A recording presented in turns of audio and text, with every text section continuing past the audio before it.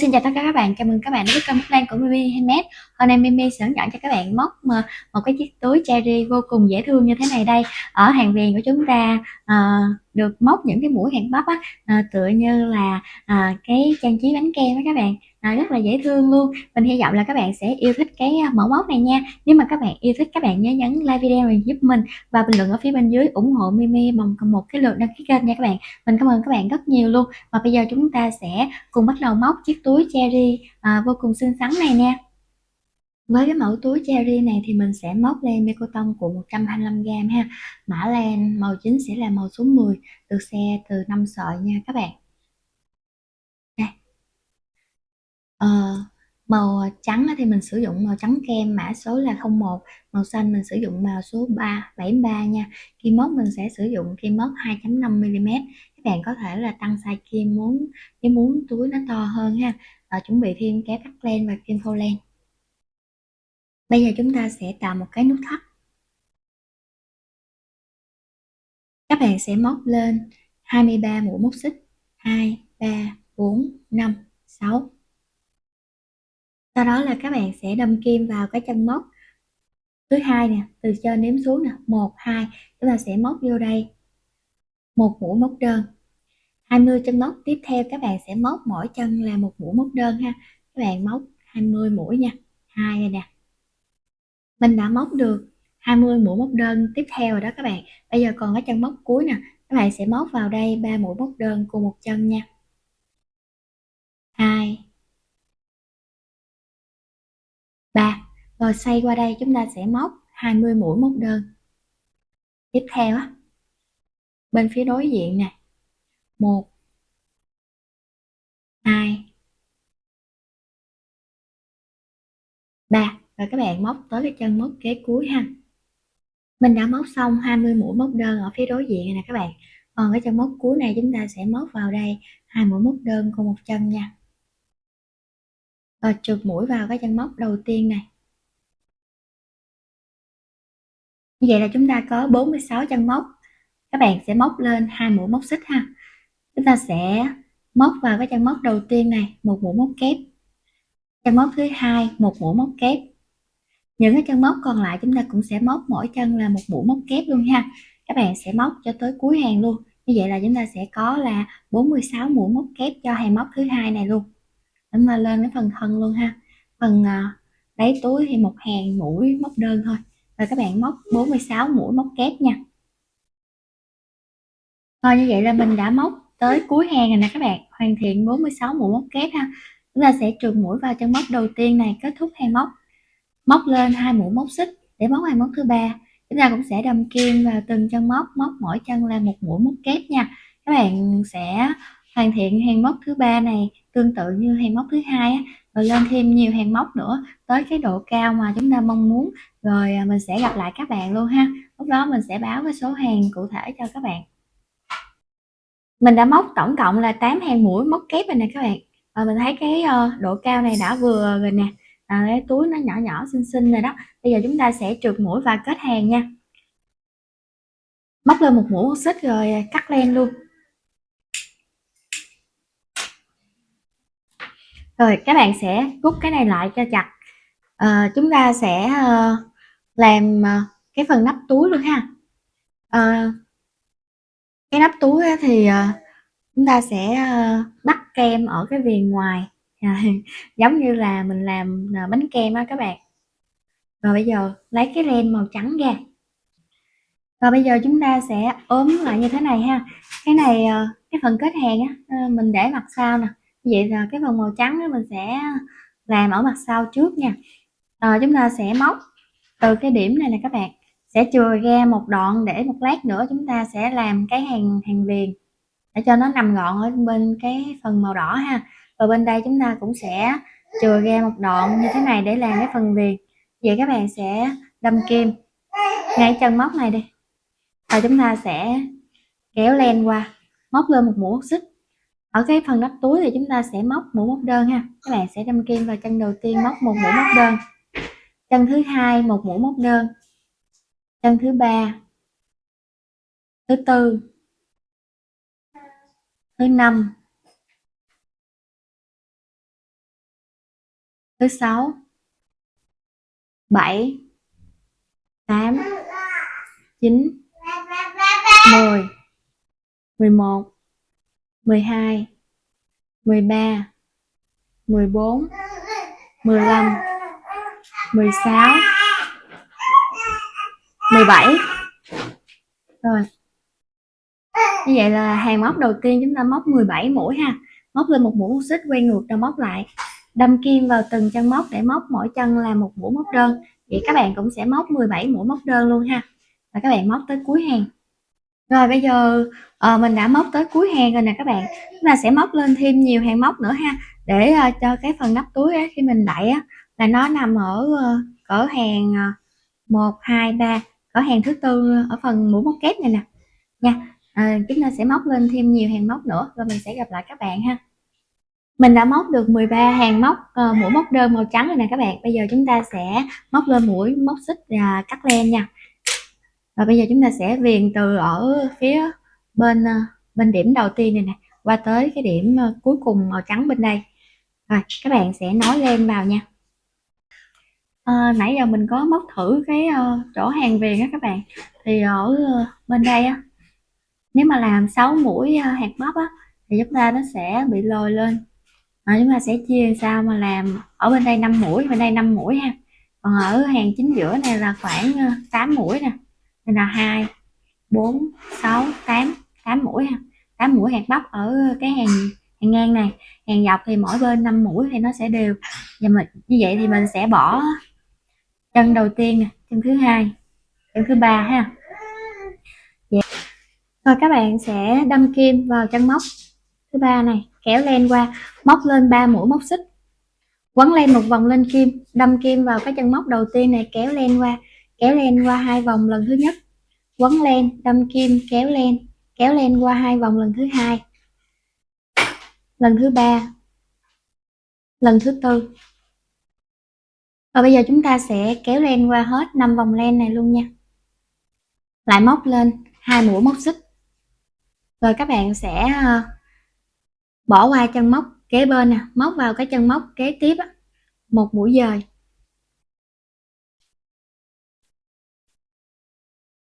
Móc lên 2 mũi móc xích, 3 mũi móc xích để móc cái mũi hạt bắp tiếp theo nha. Rồi chúng ta quấn len, đâm kim, kéo len. 1, 2, 3, 4. Rồi bây giờ các bạn sẽ kéo len qua hết 5 vòng len này luôn nha. Móc lên 2 mũi móc xích, bỏ qua chân móc kế bên, móc vào chân móc kế tiếp một mũi trượt.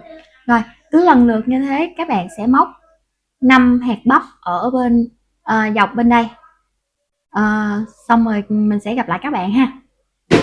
Rồi mình đã móc xong 5 mũi hạt bắp rồi nè các bạn. Ở đây á, thay vì chúng ta sẽ móc lên 2 mũi móc xích thì chúng ta sẽ móc lên một mũi thôi ha. Rồi các bạn sẽ trượt mũi vô cái chân móc đầu tiên của cái phần dài bên đây nè. Rồi các bạn sẽ móc lên cho mình 3 mũi móc xích. Và chúng ta sẽ móc tổng cộng là 8 mũi hạt bắp ở cái hàng dài này ha. Rồi sang đây thì chúng ta sẽ móc 5 mũi hạt bắp tới cái điểm này nè là chúng ta ngưng. Rồi như vậy là chúng ta sẽ móc tổng cộng là 13 mũi hạt bắp nữa. Rồi mình sẽ gặp lại các bạn nha. Mình đã móc đủ cái số lượng mũi hạt bắp rồi nè các bạn. Các bạn sẽ trượt mũi bình thường ha. Rồi chúng ta sẽ cắt len luôn. Cắt kéo ra một đoạn len rồi chúng ta sẽ cắt bỏ ha. Rồi kéo rút nó lại. Một lát nữa các bạn cũng sẽ giấu cái cọng len màu đỏ hồi nãy mình cắt đó. Các bạn cũng sẽ giấu vô cái chân móc màu đỏ nha. Rồi các bạn sẽ đâm kim xuống ở bên trong này nè, chúng ta tạo một cái nút thắt nha.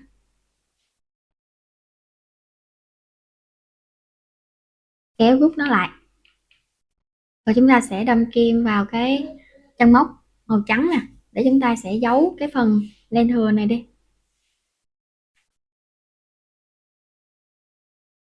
Rồi cái màu đỏ này các bạn cũng sẽ giấu.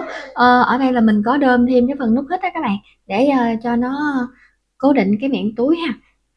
Nãy mình quên dặn các bạn á là chuẩn bị thêm cái nút hít. Rồi chúng ta sẽ cắt len. Rồi giấu cho mình cái này đi, rồi mình hướng dẫn cho các bạn làm lá với lại quả cherry nha. Rồi các bạn sẽ lấy len màu xanh ra, chúng ta sẽ tạo nút thắt ha. Móc lên 16 mũi móc xích. 3, 4, 5, 6. Bây giờ chúng ta sẽ đâm kim vào chân móc thứ 15 á. Các bạn sẽ móc một mũi móc đơn. Chân bên cạnh này một mũi nửa kép.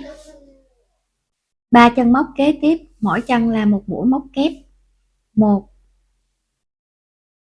2, 3. Chân kế bên một mũi nửa kép. Chân kế tiếp một mũi móc đơn. Sau đó là chúng ta sẽ móc một mũi dời. Chân kế bên mũi dời này sẽ là một mũi móc đơn, lặp lại giống y hệt như bên đây ha.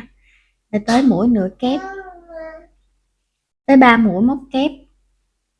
1, 2, 3. Chân kế bên một mũi nửa kép. Rồi cái chân móc cuối này nè, chúng ta sẽ móc 2 mũi móc đơn cùng một chân. Xoay qua đây chúng ta lại lặp lại giống y hệt như đây. Một mũi nửa kép. 3 mũi móc kép. 1, 2, 3. Rồi tới một mũi nửa kép. Tới một mũi móc đơn. Sau đó là một mũi dời. Rồi lặp lại y hệt như bên đây. Một mũi móc đơn. Một mũi nửa kép. 3 mũi móc kép.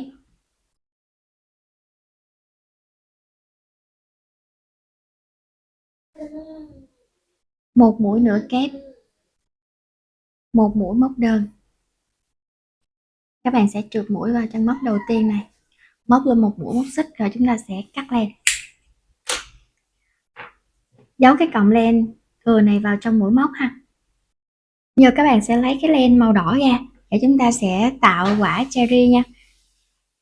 Các bạn sẽ chuẩn bị keo nến luôn á, tạo vòng tròn, đưa kim móc kéo len qua, móc lên 3 mũi móc xích, quấn len một vòng lên kim, đâm kim vào vòng tròn, kéo len bằng độ cao của 3 mũi móc xích này. Lần thứ nhất, quấn len đâm kim lần thứ hai, lần thứ ba, lần thứ tư, lần thứ năm. Rồi chúng ta sẽ kéo len qua tất cả những cái vòng len trên kim như thế này luôn. Rồi các bạn lại móc lên 3 mũi móc xích và trượt mũi vô vòng tròn, rút cái chỗ này lại, rồi chúng ta sẽ trượt mũi, móc lên một mũi móc xích, rồi chúng ta sẽ cắt len.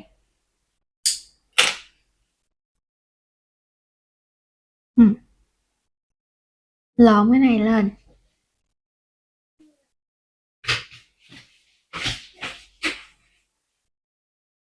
Đó các bạn, cho nó ú ú ra ha. Rồi một lát nữa các bạn sẽ bắn keo nến ở đây nè, dán hai cái cọng này lại luôn, rồi còn dư nhiêu cắt bỏ, và làm thêm một quả nữa cho mình nha. Mình đã làm xong hai cái quả cherry rồi đó các bạn. Giờ chúng ta sẽ lấy cái lem màu xanh đó, chúng ta sẽ đặt nó như thế này ha. Rồi giờ chúng ta sẽ quấn cái này lại,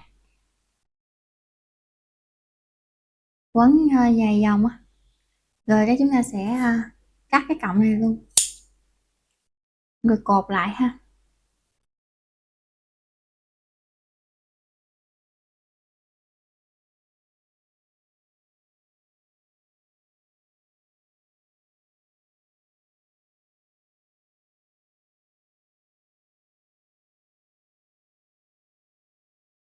Rồi lát nữa các bạn sẽ dán cái chiếc lá này vô đi, cho nó dán cho nó vô phơm như thế này luôn, cho nó thẳng ra luôn đi ha. Rồi hồi nữa cái mình sẽ lấy cái phần kim khâu á, rồi chúng ta sẽ khâu cái quả cherry này vô trong đây. Mình đã làm xong một quả ở bên đây rồi nè các bạn. Bây giờ chúng ta sẽ làm cái quả còn lại ha. Rồi, cái chỗ này là cái chỗ nhỏ nè, cái chỗ này nó chỗ to hơn. Vì cái ở phần dưới này mình sẽ làm, phần trên là mình làm cái đầu của quả ha.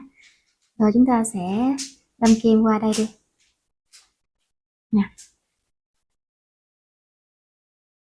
Rồi chúng ta sẽ coi coi nó ở cái độ cao nào là phù hợp. Mình thấy như vậy nó là phù hợp rồi nè. Vậy thì mình sẽ lấy cái cọng len này đi qua đây luôn. Một lát nữa cái chúng ta sẽ bắn keo ở chỗ cái phần phía dưới màu đỏ nè các bạn. Để chúng ta dán vô luôn nè. Rồi cắt cho nó sát luôn đi ha. Rồi các bạn chấm keo chính giữa.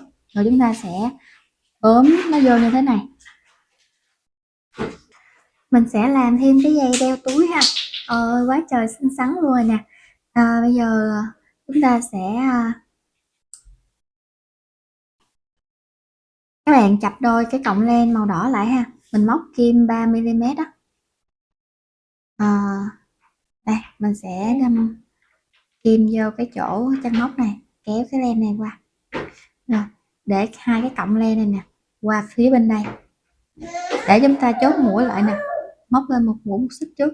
Rồi bây giờ chúng ta sẽ móc tới cái độ dài mà ở chúng ta mong muốn để mà làm cái dây đeo ha. Ở đây mình làm cho bé cho nên mình sẽ làm vừa với bé nhà mình thôi nha. Sau khi móc xong cái đoạn dây móc xích đó các bạn, thì chúng ta sẽ chụp mũi qua cái bên phía chính giữa bên đây ha. Chụp xong rồi cái chúng ta cũng sẽ cắt len rồi giấu cái phần len thừa đi. Ở đây túi nhỏ cho nên các bạn làm dãy móc xích như thế này cũng được rồi, không có cần phải làm móc đơn hoặc là mũi trượt nha. Kéo rút nó lại. Còn nếu mà chúng ta sẽ để tiền lẻ thôi hoặc là để thẻ ATM đồ này kia thì khỏi có cần phải dây đeo đâu, chúng ta cứ để như vậy, hoặc là làm thêm cái cọng dây mà cái cọng dây móc xích mà dạng ngắn á các bạn, mình cầm cho nó dễ cưng cũng được nữa. Rồi bây giờ chúng ta sẽ giấu hai cái cọng len thừa này ha. Xinh xắn quá luôn nè các bạn ơi. Mình hy vọng là các bạn sẽ yêu thích cái mẫu túi cherry này nha. Nếu mà các bạn yêu thích, các bạn nhớ nhấn like video này giúp mình và bình luận ở phía bên dưới ủng hộ Mimi bằng một cái lượt đăng ký kênh nha các bạn. Mình cảm ơn các bạn rất nhiều luôn, và mình cũng cảm ơn các bạn đã dành thời gian ra theo dõi hết video này và thực hiện cái mẫu này cùng mình nha. Bây giờ mình xin chào tạm biệt các bạn và hẹn gặp lại các bạn ở những clip sau nha. Bye bye.